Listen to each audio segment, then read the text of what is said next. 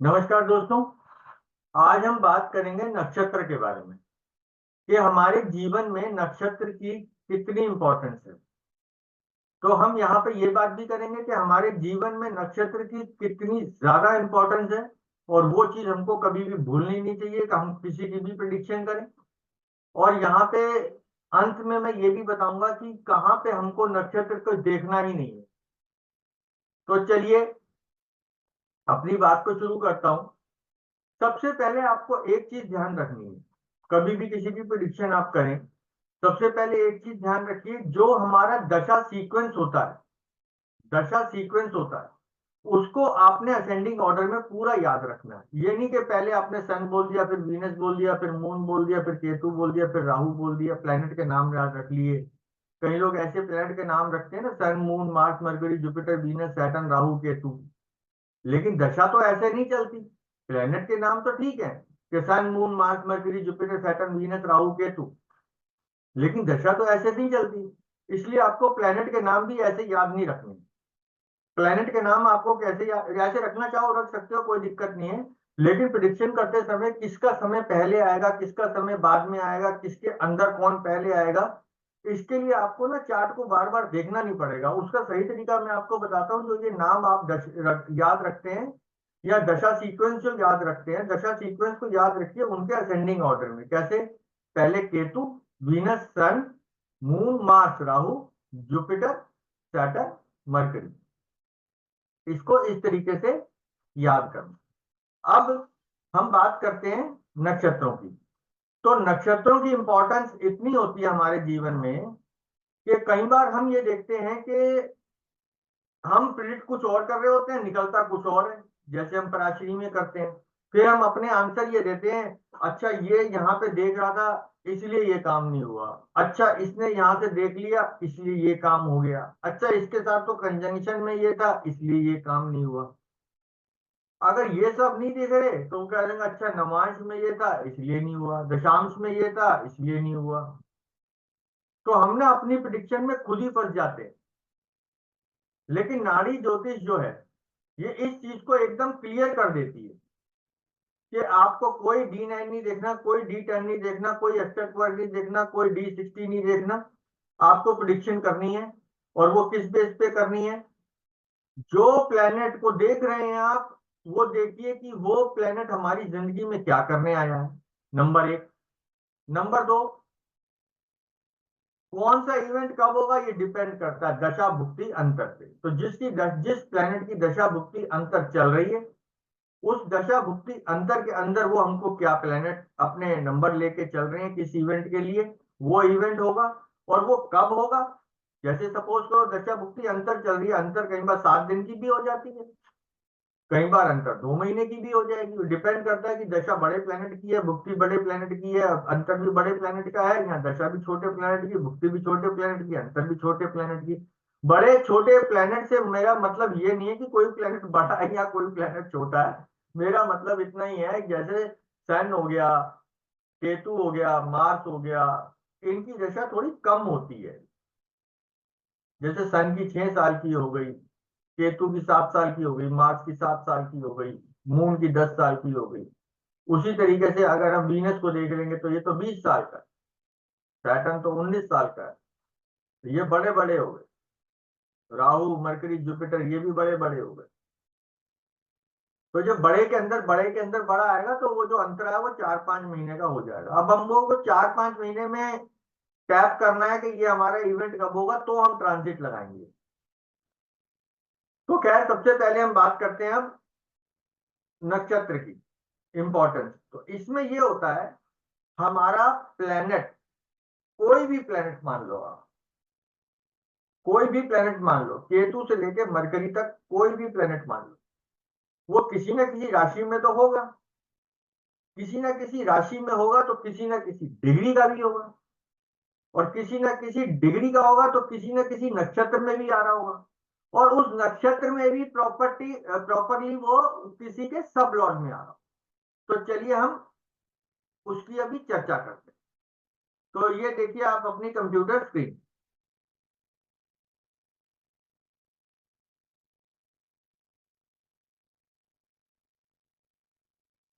ये स्क्रीन में पहले भी आपको कई बार दिखा चुका हूं। इसमें जैसे ये मेष राशि है, तो मेष राशि के अंदर सबसे पहले 0 से 13-20 तक केतु का नक्षत्र है, 13-20 से 26-40 तक वीनस का, 26-40 से 30 तक का सन का।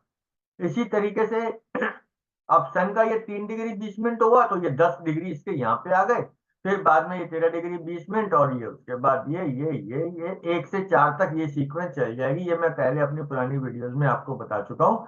उसी के बाद जो 1 से लेके 4 की सीक्वेंस है, वही 5 से लेके 8 तक की हो जाती है, वही 9 से लेके 12 तक की हो जाती है। तो आप देखेंगे कि नाड़ी में ना जो प्लेनेट लिखे होते हैं वो ऐसे लिखे होते हैं, जैसे मून, सन, राहु। इसका मतलब ये हो गया कि मून जो है वो सन के नक्षत्र में है और राहु इसका सब लॉर्ड है।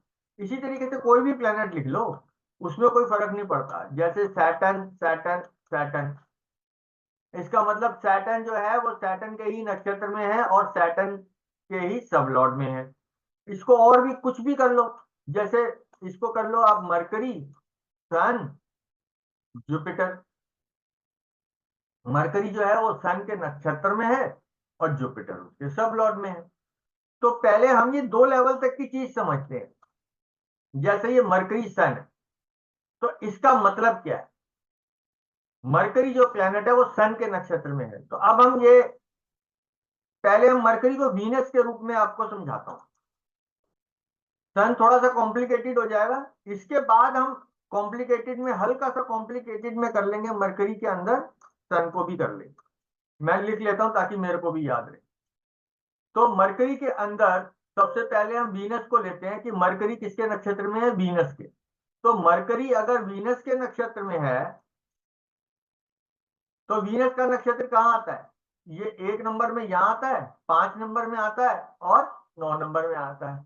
इसका मतलब मरकरी अगर यहाँ पे हुआ 1 नंबर पे, मरकरी अगर 5 नंबर में हुआ, मरकरी अगर 9 नंबर में हुआ, तो वो वीनस के नक्षत्र में होगा।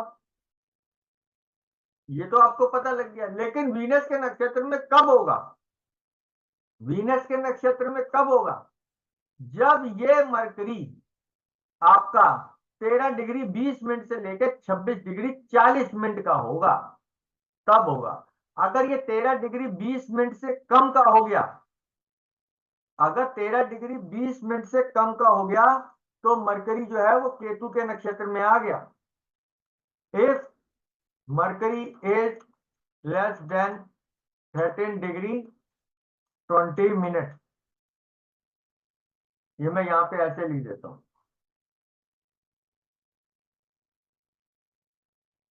मरकरी केतु के नक्षत्र में आ गया। देखो, मैंने मरकरी को 1 5 9 में बिठा दिया। अब ये मरकरी केतु के नक्षत्र में कब होगा? जब मरकरी की डिग्री 0 डिग्री से लेके 13 डिग्री 20 मिनट के अंदर होगी, तब। क्योंकि 30 डिग्री की राशि होती है ना, इस 30 डिग्री में मरकरी सपोज करो यहां से एंटर किया, तो 0 डिग्री का होगा। फिर 1 degree 2 degree mercury, 3 degree mercury, 4 degree mercury, 5 degree mercury, 13 degree 20 minute तक होगा। तो मरकरी केतु के नक्षत्र में होगा। और अभी मरकरी को यही रहने देते हैं, मरकरी को यही रहने देते हैं। अब ये मरकरी के नीचे यहाँ पे वीनस कब आएगा? अभी हम 2 लेवल तक की बात कर रहे हैं केवल। ये मरकरी के अंदर वीनस कब आएगा? जब हमारा मरकरी 13 डिग्री 20 मिनट से लेकर 26 डिग्री 40 मिनट तक का होगा, तो मरकरी के नीचे वीनस आएगा। और यही मरकरी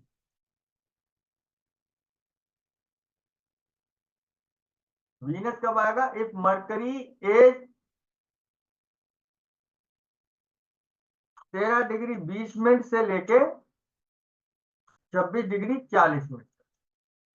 अब यहां पे मरकरी के नीचे सन भी आ सकता है। सन कब आएगा? इस मरकरी इज 26 40 से लेकर 30 डिग्री तक का होगा। ठीक है जी। अब मैंने आपको मरकरी के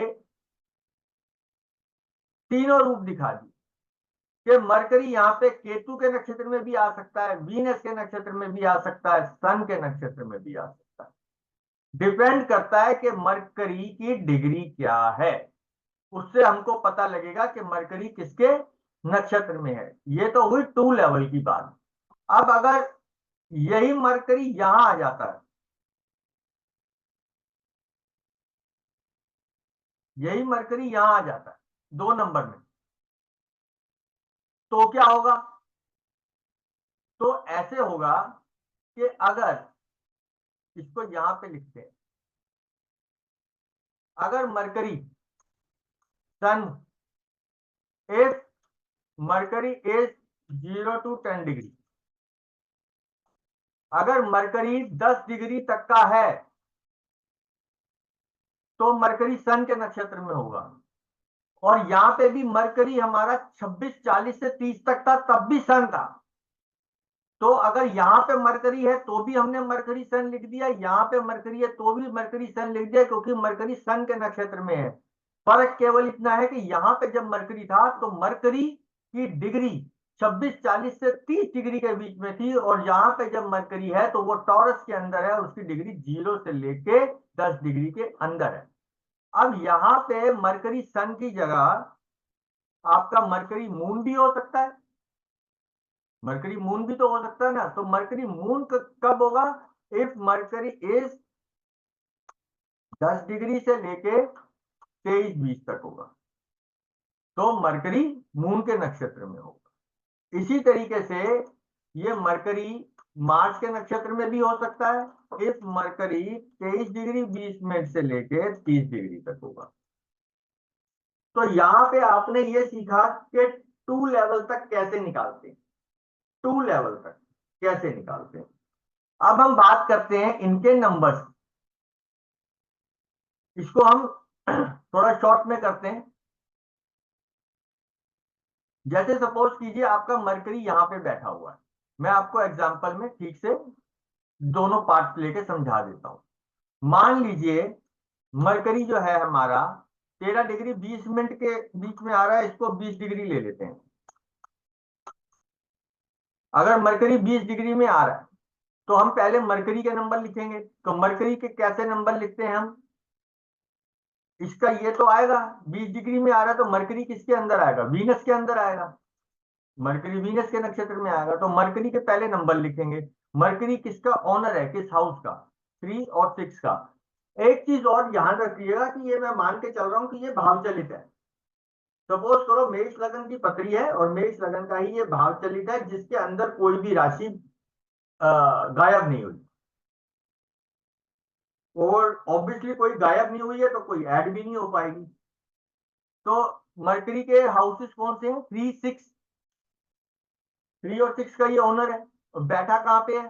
फर्स्ट हाउस में बैठा है। तो इसको 1 3 6 हम लिख दें।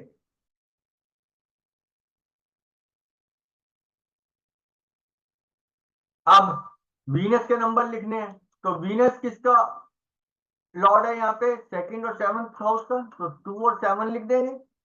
और वीनस बैठा कहाँ है? हमने तो वीनस को कहीं बिठाया ही नहीं है चार्ट में, तो सपोज करो हम वीनस को यहाँ बिठा देते हैं। तो क्या आ जाएगा? इसके नंबर क्या आ जाएंगे? इसके नंबर आ जाएंगे 2 7 11। और यही वीनस को हम 11 से उठा के अगर 9 में रख देते हैं तो वीनस के नंबर क्या आ जाएंगे? 2 7 9। इसी को उठा के हम अगर 4 में रख देते हैं तो इसके नंबर आ जाएंगे 2 7 4। मैंने प्लेसमेंट बाद में रख दी, वैसे इसको ऐसे लिखते हैं 2 4 7। सीक्वेंस में पढ़ने में जरा आसानी पड़े। तो आपको ये पता लगा कि हम प्लेनेट को कैसे देखते हैं कि वो कितनी डिग्री का है। तो कितनी डिग्री का है तो उसके बाद वो किसके कितने नक्षत्र में आ जाए। अब हम जो नाड़ी एस्ट्रोलॉजी में देखते हैं वो हम सबसे पहले लिखते हैं प्लैनेट, फिर लिखते हैं नक्षत्र, फिर लिखते हैं सबलॉज। इसको आप इस तरीके से भी मान सकते हैं जो मैंने ऊपर लिखा है कि मरकरी जो है वो प्लैनेट है, वीनस जो है वो नक्षत्र है, और सबलॉज अब हमको पता नहीं सबलॉज क्या है। तो सबलॉज कैसे निकालते हैं, चलिए उसकी कैलकुलेशन भी करके देखते हैं।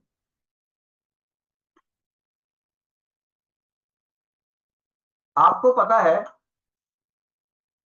कि एक जो नक्षत्र होता है वो 13 डिग्री 20 मिनट का होता है।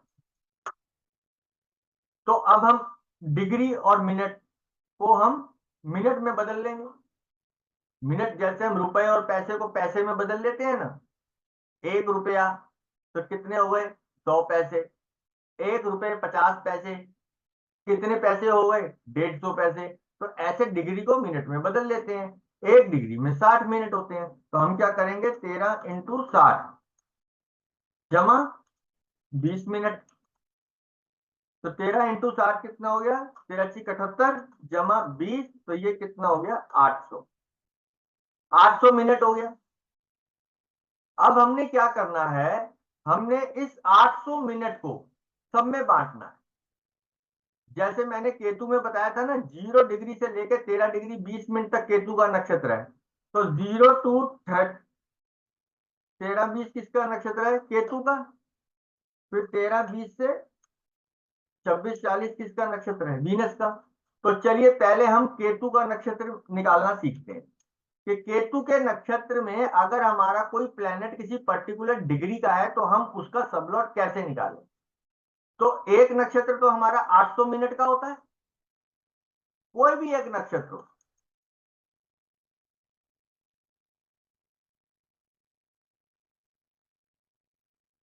एक नक्षत्र जो होता है वो हमारा 13 डिग्री 20 मिनट का होता है। इसका मतलब 800 मिनट का होता है। ये बात तो आपको क्लियर हो ही गई। अब ये बात क्लियर हो गई तो अब हम इसमें आगे भी निकालते हैं कि होगा कैसे। सपोज करो हम पहले केतु की बात करते हैं। तो केतु के अंदर सबसे पहले,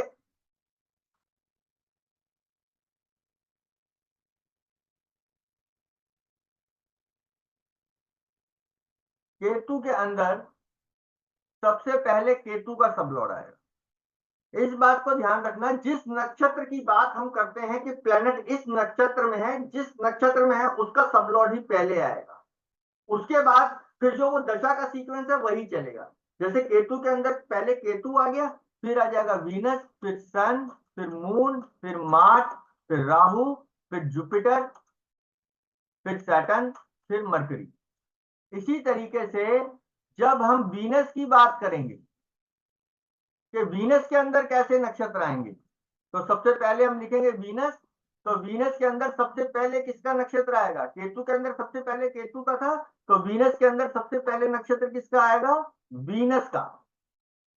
फिर वीनस के बाद ये sun moon Mars Mercury Jupiter Saturn Mercury था। और मरकरी के बाद फिर क्या आ जाएगा, ये मरकरी के बाद फिर कहानी उल्टी चली जाएगी, सीक्वेंस तो हमको वही रखना है। तो मरकरी के बाद केतु आ जाएगा। इसी तरीके से सपोज करो हमको जुपिटर का निकालना है। इसी तरीके से सपोज करो हमको जुपिटर का निकालना है। तो हम क्या करेंगे, ये प्लेनेट हमने ले लिया जुपिटर, ये नक्षत्र है। जो मैं ये लाल कलर से कर दिया मैंने, ये नक्षत्र है। इसको लाल कलर से कर देता हूं। और ये जो ऑरेंज कलर से, ब्लू कलर से कर देता हूं, ये सबलॉट हो। अब आपको समझने में आसानी होगी कि केतु के अंदर केतु, केतु के अंदर वीनस, केतु के अंदर सन, केतु के अंदर मून। ठीक है। अब जुपिटर का स्टार्ट करेंगे तो जुपिटर के क्या होगा, सबसे पहले जुपिटर के अंदर जुपिटर ही आएगा, फिर सैटर्न आएगा, फिर मरकरी आएगा, फिर Ketu, Venus, Sun, moon, Mars, फिर राहु। और राहु के बाद फिर जुपिटर आता है, जुपिटर तो पहले आ ही गया था। तो इस तरीके से हमारी सबलॉर्ड की कहानी चलती है। जो नक्षत्र होगा उसके अंदर उसी का सबलॉर्ड सबसे पहले आएगा। अब हमको इसको और माइन्यूटली देखना है कि हमारा प्लेनेट कहाँ आएगा। तो हम देखते हैं कि वो प्लेनेट किस डिग्री का है। तो हम ये जो 800 मिनट है, इन 800 मिनट के अंदर वो कहाँ फॉल कर रहा है। तो 800 मिनट के अंदर कहाँ फॉल कर रहा है, तो ये कैसे पता लगेगा, तो उसका भी एक सॉल्यूशन है। अब हम 800 मिनट को इन सब में बांट देंगे। देखिए सिंपल सी बात है, हर प्लेनेट का नक्षत्र 13 डिग्री 20 मिनट का है, तो कैलकुलेशन 800 से ही होगी। अब हम पहले केतु के अंदर केतु का नक्षत्र कितने मिनट का होगा वो देखते हैं। तो कैसे करेंगे, आपके पास एक आम है, आपके पास एक आम है, 4 आदमियों में बांटने हैं। तो कैसे करोगे, 1/4, 1/4। एक आम है, अगर बराबर बराबर बांटना है तो 1/4 हो गया, कोई दिक्कत नहीं है। लेकिन अगर आपके पास क्वेश्चन ही आता है कि आपके पास एक आम है, आपको दो बंदों के बीच में बांटना है, आपको दो बंदों के बीच में बांटना है, और उनकी एज के रेशो के हिसाब से बांटना है, एज के रेशो के हिसाब से बांटना है।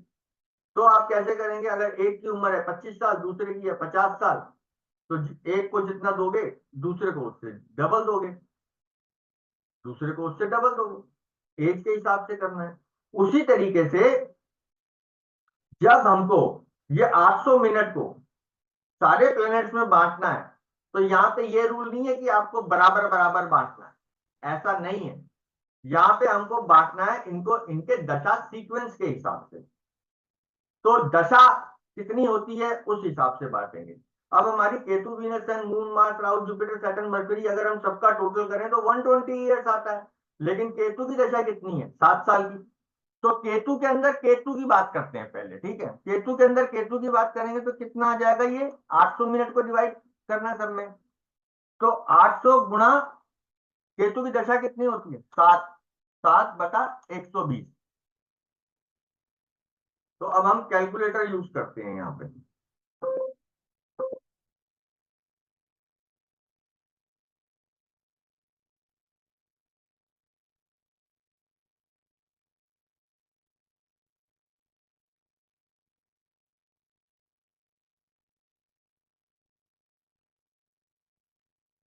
800 गुणा 7/120, ये आ गया आपका आंसर 46.66। तो ये 46 तो मिनट हो गए, 46 तो मिनट हो गए, और ये 0.66 भी मिनट हो गए। तो अब हम इसको कैसे लिखेंगे? इसको हम लिखेंगे 46 मिनट, और ये 0.66 आ रहा है, तो 0.66 भी तो मिनट ही है। It means, it means 2/3। अगर 100 के रिस्पेक्ट में लेंगे तो 66 जो होता है 2/3 होता है। तो हमारा 1 मिनट कितने सेकंड का होता है? 60 का। तो 60 का 2/3 कितना आ जाएगा? 40। तो ये 46 मिनट 40 सेकंड आ जाएगा, किसका? केतु का।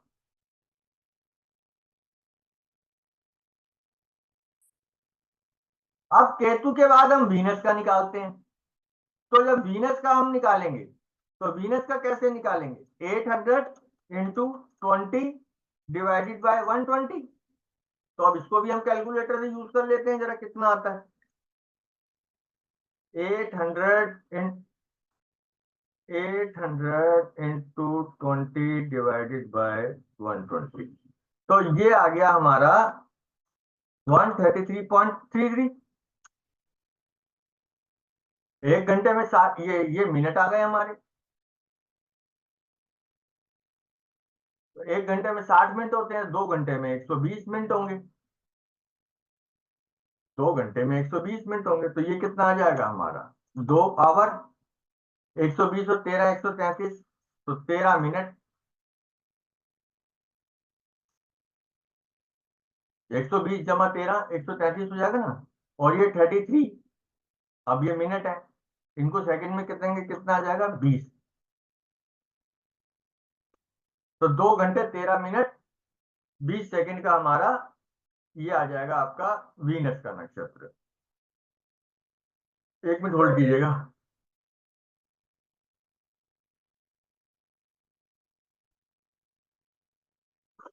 तो जैसे हमने यहाँ पे ये सब बात की कि हाँ भाई ठीक है, हमारे कैसे इसके सबलॉट वगैरह निकलते हैं। तो जब हमारे सबलॉट निकल जाते हैं, तो फिर हमारे पास जो स्क्रिप्ट आती है प्लैनेट की, वो प्लैनेट की ऐसे स्क्रिप्ट आएगी, जैसे सपोज कीजिए, अब हम एक एग्जांपल लेते हैं। जैसे इसको हमें, चलो ऐसे रहने देते हैं इसको, अभी मरकरी का एग्जांपल लेते हैं। सपोज करो मरकरी है यहाँ पे, तो मरकरी इस चार्ट में कहाँ पे बैठा हुआ है, इसको यहाँ से मैं डिलीट कर देता हूँ। मरकरी इस चार्ट में फर्स्ट हाउस में बैठा हुआ है, थर्ड और सिक्स का ऑनर है। उसके बाद अगर ये सपोज वीनस के नक्षत्र में है, यानी कि मरकरी की जो डिग्री है वो 13 डिग्री 20 मिनट से लेके 26 डिग्री 40 मिनट के अंदर आ रही है, तो ये वीनस के नक्षत्र में है, तो ये वीनस आ जाएगा। तो वीनस के नक्षत्र में है, तो वीनस के नंबर क्या है, 2 और 7। दूसरे और सातवें घर का मालिक है ये, और वीनस खुद का बैठा हुआ है चौथे घर में, तो इसको 2 4 7 लिख लेंगे। अब जो हमने सब लॉट बना के देखा, सब लॉट बना के देखा कि हाँ भाई प्लेनेट की हमारी इतनी डिग्री है, तो वो इस नक्षत्र में आ रहा है। अब ये तो आपको आराम से पता लग जाएगा, एक दो बार आप समझेंगे तो आपको आराम से पता लग जाएगा कि प्लेनेट की डिग्री कितनी है, तो वो किसके नक्षत्र में आएगा। लेकिन सब लॉट के लिए थोड़ी सी आपको, जैसे मैंने अभी कैलकुलेशन करके बताया है, वैसे मेहनत करनी पड़ेगी, तो उस मेहनत से आपको पता लग जाएगा कि ये पर्टिकुलर प्लेनेट इस डिग्री का है, तो ये इसका सब लॉट ये आएगा। लेकिन उसके लिए कोई दिक्कत वाली बात नहीं है, ये आपके पास में एक ऐसी बुक आती है, ये चार्ट है, इसमें पूरा लिखा हुआ है कि प्लेनेट अगर कितनी डिग्री का होगा तो आपका इतने डिग्री इतने मिनट का है, तो वो किसके नक्षत्र में है, किसके सबलॉट में है, ये इससे सारा पता लग जाता है। तो ले, लेकिन हमको पता होना चाहिए ना कि ये अगर किताब में लिखा है तो किताब में ऐसा क्यों लिखा है, तो उसका मैंने आंसर आपको दे दिया। अब ये वीनस अगर आपका 13 डिग्री 20 मिनट से लेकर 26 डिग्री 40 मिनट का है, तो ये किसके नक्षत्र में हो सकता है, ये हो सकता है आपका वीनस के नक्षत्र में भी, सॉरी, किसके सबलॉट में हो सकता है, तो इसका सबलॉट वीनस भी हो सकता है, सन भी हो सकता है, मून भी हो सकता है, मार्स भी हो सकता है, राहु भी हो सकता है, जुपिटर भी हो सकता है, सैटर्न भी हो सकता है, और मरकरी भी हो सकता है। भाई वीनस की डिग्री पे डिपेंड करता है ना कि वो किसके नक्षत्र में फॉल कर रहा है। अब नक्षत्र में तो उसके 13 डिग्री 20 मिनट से लेकर 26 डिग्री 40 मिनट तक का स्पैम है। अब जैसे जैसे वीनस की जितनी जितनी डिग्री होगी हर एक बंदे के पर्टिकुलर चार्ट में, उसी हिसाब से उसका वीनस के नक्षत्र में हम देखेंगे मरकरी को, मरकरी की डिग्री कितनी है। तो मरकरी की डिग्री अगर 13 डिग्री 20 मिनट के 26 डिग्री 40 के बीच में है, तो वो वीनस के नक्षत्र में है। लेकिन वो 26 डिग्री 40 मिनट और 13 डिग्री 20 मिनट के बीच में मरकरी की डिग्री है कितनी, 13 21 है, 13 22 है, 13 23 है, 14 है, 15 है, 16 है, 17 है, 18 है, 26 है, कितनी है, उस पर डिपेंड करेगा कि मरकरी का सब लॉर्ड कौन है। तो मरकरी का सब लॉर्ड अगर शुरुआत की बात की जाए, तो वो वीनस का नक्षत्र था ना, तो वीनस से ही शुरू होगा सब लॉट। तो वीनस आएगा, उसके बाद सन आएगा, फिर मून आएगा, फिर मार्स आएगा, फिर राहु, फिर जुपिटर, फिर सैटर्न, फिर उसके बाद मरकरी, और उसके बाद फिर आ जाएगा केतु। तो इसका सबलॉट कौन होगा ये डिपेंड करता है प्लेनेट की डिग्री क्या है। तो इस तरीके से हमको पता लग जाता है कि मरकरी हमारे जीवन में करने क्या है। तो जब उसकी दशा भुक्ति अंतर होगी, तो हम उसका लाइफ का जो इवेंट है वो उस हिसाब से हम प्रेडिक्ट करेंगे। तो ये बात तो हो गई हमारे जीवन में इंपॉर्टेंस नक्षत्र की, कि हमको कैसे देखने प्लैनेट को। अब कैसे नक्षत्रों को नहीं देखना, कैसे नक्षत्रों को नहीं देखना ये मैं बताता हूं। इसमें क्या, इसको मैं डिलीट कर देता हूं सारे को। कैसे नहीं देखना, अब ऐसे नहीं देखना, जैसे ये आपके पास एक चार्ट आता है, उसमें कहते हैं जैसे ये केतु के नक्षत्र है, तो 1 नंबर राशि में अश्विनी का होगा, 2 में मघा का होगा, मूल का होगा। अब ये मैं आपको ना थोड़ी सी अलग दिशा में ले जा रहा हूँ। पहले मैंने आपको नाड़ी का पर्सपेक्टिव बताया कि नाड़ी में नक्षत्रों का क्या महत्व है, नाड़ी में नक्षत्रों का इतना ही महत्व है, दैट्स इट। इसके अलावा आपको कुछ नहीं सोचना, यहीं से प्लेनेट पता लग जाता है क्या कर रहा है। कोई D9 नहीं देखना, कोई D10 नहीं देखना, कोई एस्टेरॉयड नहीं देखना, कोई D16 नहीं देखना, कुछ नहीं देखना। प्लेनेट अपने आप बता देगा आपकी जिंदगी में करने क्या आया हुआ है। उसके बाद नक्षत्रों के ऊपर रेमेडीज होती हैं, मैंने कई लोगों पे ये अपना के देखी है। जब मैंने भी नक्षत्र रेमेडीज पढ़ा था, तो मैंने भी इसको अप्लाई किया। लेकिन क्योंकि मेरा हमेशा से ये मानना है कि रेमेडीज काम नहीं करती हैं, तो रेमेडीज काम नहीं करती। लेकिन मन तो हमारा यही कर रहा होता ना कि हमारे पास कोई क्लाइंट आया, उसका काम बन जाए किसी ना किसी तरीके से। तो हम कोशिश करते हैं कि कहीं ना कुछ करके काम बन जाए इसका, तो हम रेमेडीज के बारे में सोचते हैं। तो उसमें ऐसा बताया हुआ है कि जैसे सपोज करो 9 नक्षत्र है। पहला है जन्म सिंह, फिर संपत, फिर विपत, फिर शेम, फिर प्रत्यारी, फिर साधक, फिर निदान, फिर मित्र, फिर अति मित्र। अगर आप बहुत बुरे फंसे हुए हैं तो आपको अति मित्र की आपको जरूरत है। अगर आपका नक्षत्र अश्विनी है तो अश्विनी पहले जन्म नक्षत्र से 9वां नक्षत्र आपका होगा, तो ये कौन सा हो गया, अश्लेषा हो गया। तो इसमें ऐसे दो स्नेक उलझे हुए होते हैं, तो आप ये ऐसे दो स्नेक उलझे हुए की पिक्चर अपने डेस्कटॉप पे रख लें, अपने पर्स में रख लें, कहीं भी रख लें, तो वो अति मित्र आपका काम करने आ जाएगा। तो ऐसे बोलते हैं। अगर आपको प्रॉपर्टी चाहिए तो अश्विनी नक्षत्र आपका है, तो उसके बाद आप भरनी का जो बनता है वो कर लीजिए। अगर आपका भरनी नक्षत्र है, आपको प्रॉपर्टी चाहिए, तो सेकंड नक्षत्र है ना प्रॉपर्टी का, तो भरनी से सेकंड लेंगे तो ये कृतिका हो जाएगा। तो इसमें क्या हो गया, कोई नाइफ ले लिया, कोई ब्लेड ले लिया, कोई पीकॉक का फेदर ले लिया, तो ये सब कर लेंगे आप जहां पे आप पैदा हुए हैं वहां से। अगर किसी का जो दूसरा नक्षत्र है, ये आपको एसेट्स के बारे में दिखा रहा है। अगर आपको आपका नक्षत्र चित्रा नक्षत्र है, तो चित्रा नक्षत्र से दूसरा नक्षत्र कौन हुआ, स्वाति, तो इसमें अर्जुन के पेड़ की छाल आप अपने पास रख लो, आपके पास प्रॉपर्टी आ जाएगी। अगर आपकी हेल्थ को ठीक करना है तो शेम नक्षत्र काम करता है, यानी कि चौथा। तो अगर आप हस्ता नक्षत्र में पैदा हुए हैं तो एक दो तीन, एक दो तीन चार, तो ये मेल टाइगर है, तो आपको टाइगर की फोटो अपने पास रखनी है, आपका स्वास्थ्य ठीक हो जाएगा।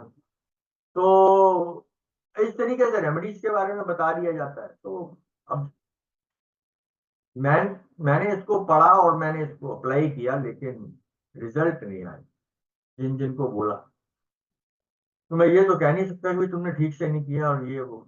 तो ऐसी टेस्टिंग पे चल रहा था ये चीज, क्योंकि जब बंदा कुछ पढ़ता है तो कहता भी है कि यार रेमेडीज मिल गई है यार, अभी तक तो इतनी रेमेडीज करके देख ली, कुछ हो नहीं रहा, चल ये भी अपना लेते हैं, तो ये भी अपना के देख ली, काम करा। काम करने के बाद ही आप लोगों को बता रहा हूँ कि ये भी काम नहीं करती, रेमेडीज कोई काम नहीं करती। तो यही था मेरा कहना। बने रहने के लिए आपका बहुत बहुत शुक्रिया। इस बात का ध्यान देना कि नक्षत्र का यूज कहाँ पर होता है, कहाँ तक हमको सीमित रहना है, कहाँ के आगे नहीं बढ़ना है। इसके अलावा कोई नक्षत्र का यूज नहीं है। दशा भुक्ति अंतर देखो, प्लेनेट को देखो, प्लेनेट करने क्या आया जीवन में, प्रिडिक्शन हो जाएगी, सही हो जाएगी। इधर उधर की बातों में मत आइएगा। आप सबका बने रहने के लिए बहुत बहुत शुक्रिया। आपका दिन शुभ।